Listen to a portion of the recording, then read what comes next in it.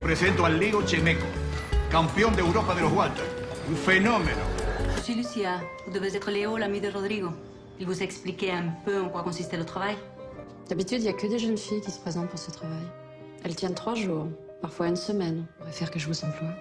J'ai vraiment besoin de travailler. Accident de voiture il y a 3 ans. C'est la plus libre. C'est la plus emprisonnée. Vous savez ce qui peut m'arriver, là, si j'en avale une? Je les ai montés. Moi, j'ai plus que ça dans la vie, manger! Ça, votre fille. Fermez les yeux. Qu'est-ce que vous sentez? Je sens Tal. Sometimes the last person you ever expected Bravo. J'aime bien votre jeu. is the one person who can change your life forever. J'ai envie que tu me roules dans l'herbe.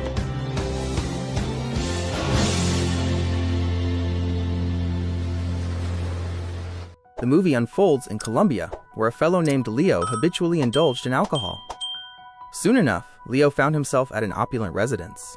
A caregiver named Lucia greeted him and led him to the homeowner, a privileged and haughty French woman named Muriel. Confined to her bed, Muriel sought a new attendant fluent in French. She immediately declared the position demanding and unpleasant, curious if Leo possessed any background in caring for the infirm or even youngsters. Leo candidly admitted his lack of experience, but stressed his desperate need for employment. Muriel decided to take a chance on him. Leo seized every opportunity to drink. Despite her immobility, Muriel constantly summoned him for various tasks, yet she maintained her poise. Unable to move her hands, Muriel used a stick to turn the pages of her books. When Muriel instructed Leo to have dinner ready by 8 sharp, he headed to the kitchen. Lucia found it peculiar that Muriel had hired a man, considering she had gone through roughly 40 female nurses. In Lucia's view, a man shouldn't witness a woman in such a vulnerable state. However, Leo couldn't risk losing the job. Lucia roused Leo at the early hour of 3 in the morning to demonstrate diaper changes and chest physiotherapy. Understandably, Leo wasn't thrilled about this daily routine. Muriel feigned sleep, deeply embarrassed when Lucia inquired if Leo could manage independently the following day. The man assured her he could. The next morning, Muriel's loud calls echoed through the house because Leo had overslept due to a hangover. Leo's duties included feeding Muriel, assisting with oral hygiene, washing, and all other personal care. Once the morning tasks were complete, the woman directed Leo to tidy up the house. Muriel enjoyed having the window open, relishing the fresh air, and contemplating all that she had lost. After lunch, Muriel asked Leo to bring her the telephone and leave her to her privacy. However, the number dialed proved incorrect. That evening, Leo had to perform the chest physiotherapy on his own. Later, Lucia came by and asked if he had managed. Subsequently, while asking for Leo's help hanging laundry, Lucia recounted Muriel's story from 3 years prior. Muriel had been traveling to France to visit her aristocratic fiancé when a car accident occurred. Upon waking from a coma and learning of her paralysis, she resolved not to return to France. The woman didn't want any of her loved ones to see her in her current condition. Her fiancé no longer contacted her. After his workday, Leo resorted to drinking again, but even at the bar, he couldn't escape his somber thoughts. Alcohol offered no solace. Lucia was relieved that Leo had returned. Typically, nurses fled after the initial days. The man stated plainly that his motivation was financial. Lucia handed Leo a shopping list, and he went to the market.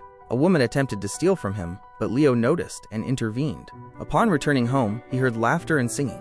It turned out Muriel's physical therapist was visiting. The therapist did everything to uplift the patient's spirits. Leo observed Lucia administering some sort of injection to herself. Noticing him, she later explained it helped her cope. In the evening, Muriel was extremely displeased that Leo had prepared fish for dinner. Even a small bone could have serious consequences.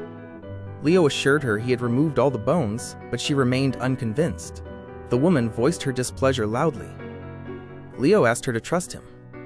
To his surprise, Muriel decided to heed his advice. Indeed, there were no bones in the fish. Lucia continued to share Muriel's history with Leo, recounting how she used to be an independent woman. But now, everything had changed. Muriel never ventured outside due to her fear of the wheelchair. Leo wondered why Lucia, a qualified teacher, worked there. Lucia preferred not to discuss it. After work, Leo returned to his rundown apartment, where he lived alone. He drank habitually. He missed a day of work and tried to excuse himself to Muriel by claiming illness. The woman immediately discerned it wasn't sickness, but a hangover. She warned Leo that a recurrence would result in his dismissal. From Lucia, Leo received an envelope containing his first wages. Lucia also gave him a pain reliever and advised him to consult a doctor about his drinking. But Leo insisted he could handle it himself. Now with money, Leo could afford proper footwear. He visited a boxing gym to relive his past. It turned out Leo was once a European boxing champion. He struck a punching bag, but his former prowess had evidently waned over the years. One day, Lucia told Leo that 25 years ago, she had aspired to be an artist and attended an art school in Paris, but marriage had thwarted her plans. Unlike Muriel, Leo didn't read books. He confessed he never understood what he read. Muriel found this unbelievable and asked Leo to read aloud. Leo complied, but comprehended nothing. Muriel decided that from then on, Leo would read aloud to her daily. Leo continued his visits to the boxing gym. One day, the coach mentioned they were preparing for a fight in Cartagena to reach a new level. According to his old friend, his student Miranda would be the next champion. If Leo agreed to train her, their chances of winning would increase, potentially bringing them significant money and recognition in women's boxing. The other contender for victory was Lena. Leo immediately recognized Lena. She was the same woman who had tried to steal from him at the market. Leo offered her a sparring session and won, evening the score. Lucia confided in Muriel that Leo had recently caught her doing something forbidden. Muriel considered they had no reason to worry, as Leo didn't seem like someone who would gossip. Leo continued to care for Muriel, a task that now felt easier.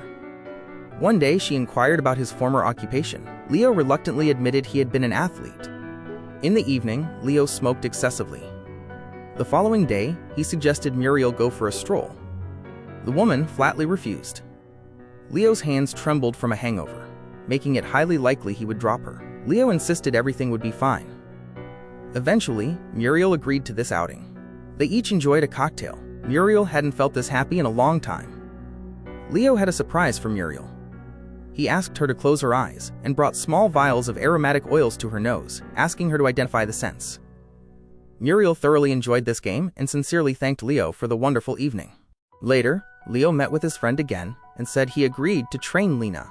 His buddy, in turn, would train Miranda.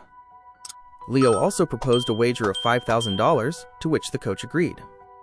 That same day, Leo asked Miranda if she knew where Lena lived, as she hadn't been showing up at the gym for several days.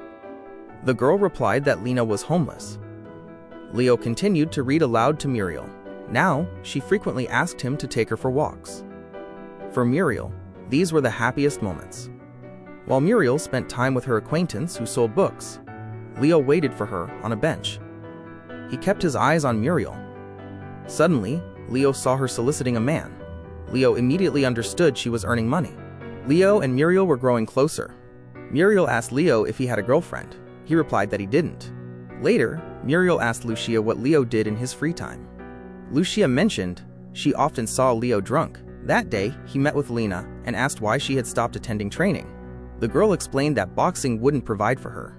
Leo tried to convince her otherwise, saying that if she agreed to train under his guidance, she would gain fame, money, and escape her vagrant life.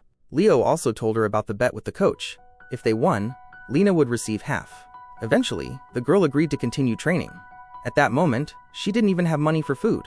Muriel had no appetite, constantly thinking about Leo, unaware that he was enjoying himself with Lena at the bar. During a dance, Lena accidentally bumped into a blonde woman. Lena and Leo had to flee the bar. At one point, the woman stopped to use the restroom. A group of men caught up with Leo, seeking revenge for the girl. They attacked him and demanded to know the whereabouts of his audacious girlfriend. Leo was helped by Lena, who had a gun.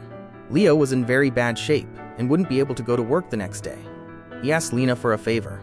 The following morning, the mansion's doorbell rang. Muriel eagerly anticipated Leo, but instead, Lucia stood at the doorstep, saying that Leo couldn't come that day. Lena introduced herself as Leo's neighbor, but Lucia immediately suspected a connection between them. Lucia lied to Muriel, saying a man had asked her to relay a message that Leo wouldn't be coming that day. Muriel thought Leo would never return, but he simply lacked the courage to tell her to her face. Muriel tried to distract herself from sad thoughts all day but couldn't. Leo had brought meaning to her life, but now it might all be over. Lena continued to live with Leo, who still hadn't recovered from his injuries. Different nurses came to apply for jobs, but Muriel didn't even listen to them. All her thoughts were consumed by Leo. At that moment, he appeared with bruises on his face. Muriel was angry with him and didn't hide it. Leo promised it wouldn't happen again, but Muriel told him he was fired. In the evening, Leo planned to drink because he had lost his job. Eventually, he changed his mind and gave the bottle to a homeless man. Lena asked Leo for permission to stay with him. He didn't object. From then on, Leo began training the girl for the upcoming championship. Muriel couldn't stop thinking about Leo. In the evening, Lucia brought dinner to Muriel. She had overindulged in substances and could barely stand. Muriel said she also wanted to try, as she was tired of her life, but Lucia refused her request because she genuinely cared for her. Lena directly asked Leo if she attracted him as a woman. Leo honestly answered no.